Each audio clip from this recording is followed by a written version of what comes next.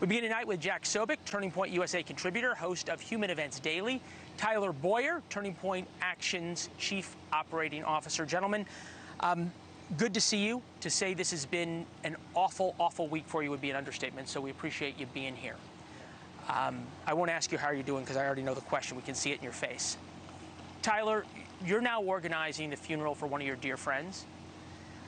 Among those speaking, the president, the vice president, the secretary of state, the list goes on and on. Did you understand during Charlie's life, did you know 2 weeks ago the kind of influence and effect he had, Turning Point USA had in American politics? Yeah, I mean, we felt the influence for sure. I mean, everything that we've worked for and built, you said it best, that this is one of the largest political operations that the country's ever seen, certainly in modern American history.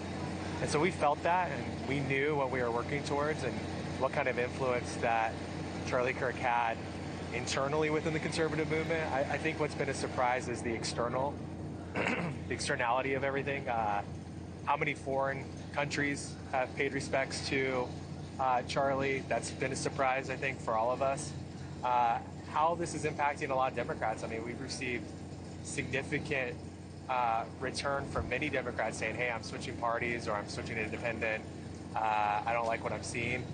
And that, again, that speaks to Charlie. And as you said, he was a man who never went after people in a derogatory way. No, I remember, you know, that's what this show is tough interviews. Not tonight, but it normally is. And he was always willing to have a respectful conversation. And I think, and I hate to say this in this way, but he was so smart he didn't have to call anybody names or argue. He could actually argue the facts with you and put you in a corner. Jack, you think about moments in American history, and you were intelligence officer in the military, and you think about moments of inflection. There is a George Floyd-like moment to what we're seeing here, that all of a sudden we didn't know anything was there, and then all of a sudden something happens in the country, something violent, and the whole country seems to change. Now, there have been no riots. That's a significant difference. There have been prayer groups in this case. Do we yet know what the assassination of Charlie Kirk means in the larger American political conversation? I don't think we know yet, Leland. And, you know, when you look at one of these things, it's tempting to want to try to make pronouncements and predictions as to what's going to come next. But, you know, I don't think that anyone would have predicted, by the way, that, you know, 5 years or 4 years after George Floyd, that Donald Trump would be getting reelected as president. Or 4 years after January 6th. Or all of the things that have gone on. And so, you know, it's tough to make those prognostications. But I would say I have a hope.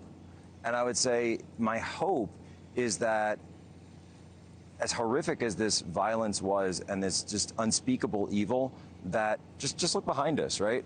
This incredible vigil where people come together, it's peaceful, it's prayerful. Every church in this country, and just here as well as Phoenix, but even back home, back east, people were saying the pews are packed like it was Easter Sunday.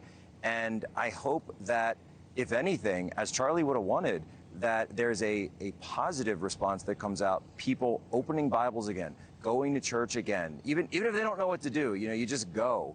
And that it's a positive turn in our country towards an understanding of humanity. It's interesting you say that, because I think there's a lot of Republicans now who feel a power that they didn't feel before, especially with what's happened with Jimmy Kimmel, especially how we've seen real change sort of in America in the past 10 days. But this from an AP poll, GOP thinks U.S. is heading in right direction. September 10th, it was 49%. So that's after the assassination. June 4th, it was 70%. Wow. I haven't seen that. How do we explain that? Be interested what time of day that was taken, by the way, because obviously September 10th was the day Charlie was shot. So, you know, you could, assuming that it's taken that into account, you know, I think it's something where, look, Republicans had a huge victory. President Trump wins, House, Senate, all the swing states. outside of Trump himself, the only person that you could say who had the biggest influence on that was Charlie Kirk. And the work that he and Tyler with Turning Point Action did across the country. And so, you know, on the heels of such a big victory, you know, you're expecting and you're seeing, you know, lots of wins, things that conservatives have been fighting for so long. And then suddenly to have one of your leading voices, literal leading voice for youth and for so many people around the country, just so suddenly and viciously ripped out, it does feel kind of like the bottom just falls out. Look, I said on air, I think on September 10th, I said there is no person in America more politically powerful than Charlie Kirk other than Donald Trump. Right. Was by far the most influential non-political leader we've seen in modern politics in the past 30, 40 years. Way more impactful than a Jerry Falwell or anybody like that. Tyler, what does this intersection that we've seen now about faith? Because I think so many people understood that Turning Point USA was about organizing the college campuses and organizing Republicans and in the youth in America. Did everyone understand how important the faith part of this was? Yeah, I think what people are realizing now is the undertone that Charlie Kirk produced was actually really the overtone. It was the leading factor. We talk all the time about the Charlie thought process, which is that politics is downstream from culture. Charlie Andrew Breitbart. Andrew Breitbart. He was a student of Andrew Breitbart. Yep. He loved Andrew Breitbart, and so it helped motivate him to get into politics. Okay. We talked about it all the time, but that's why he led so strongly with his faith. Well, and we said it the other day. It's like, so Breitbart was politics is downstream from culture. If you add Charlie's piece, it's that culture is downstream from faith. Okay. Excellent analysis. The part of this change, and we've seen this happen before in American politics, is this sort of this snap effect. And one of the snap effects has been, whatever you want to call it, the suspension, the firing, the canceling of Jimmy Kimmel. And that has created I don't want to say schism, but it's certainly created a split within the Republican Party. This was Ted Cruz talking about his view of what was happening. Take a listen.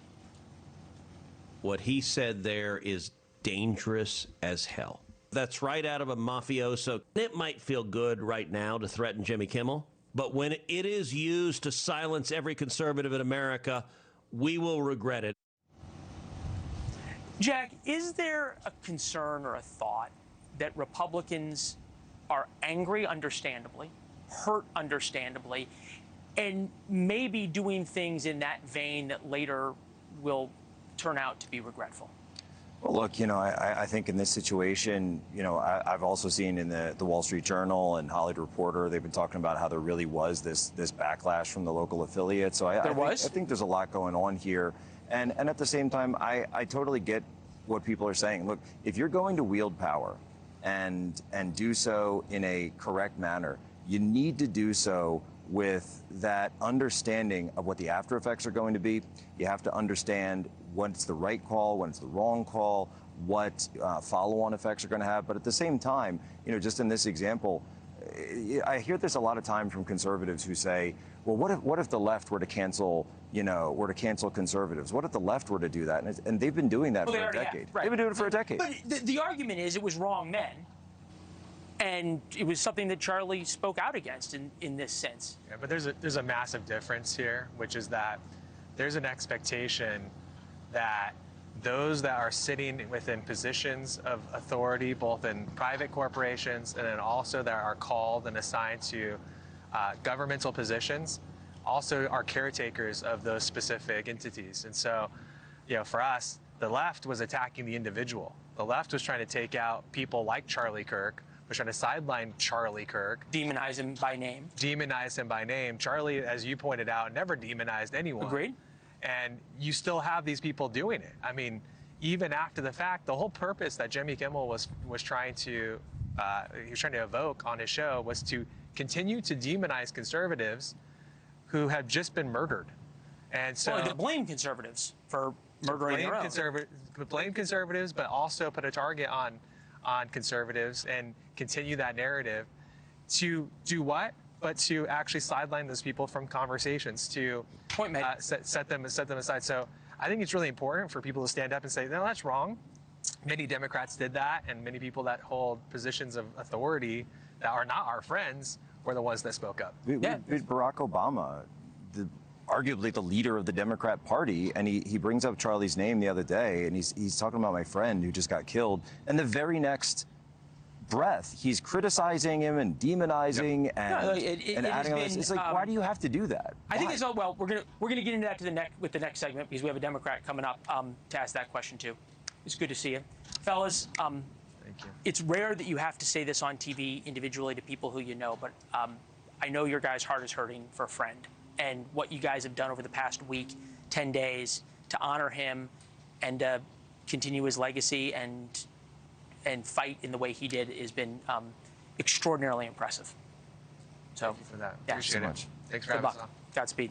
Thank you for watching. Subscribe below and download our NewsNation app right now on your phone, and you will get fact-based, unbiased news for all Americans.